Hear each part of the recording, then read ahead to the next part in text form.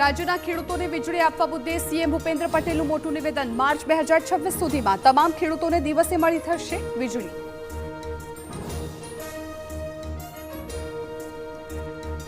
ખેડૂત સહાય ફોર્મ ભરવા માટે રૂપિયા લેવાતા હોવાની ફરિયાદો વચ્ચે સરકારનો કડક નિર્દેશ। પૈસા લેશે તેની સામે થશે કાર્યવાહી। ગોંડલમાં વીસીઈ સસ્પેન્ડ।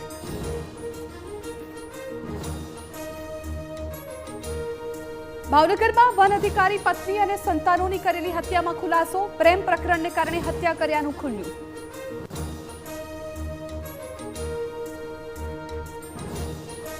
રાજ્યમાં 4 દિવસ રહેશે ઠંડીનો માહોલ। દક્ષિણ ભારતમાં 4-5 દિવસ બાદ સર્જાઈ શકે છે માવઠાની સ્થિતિ।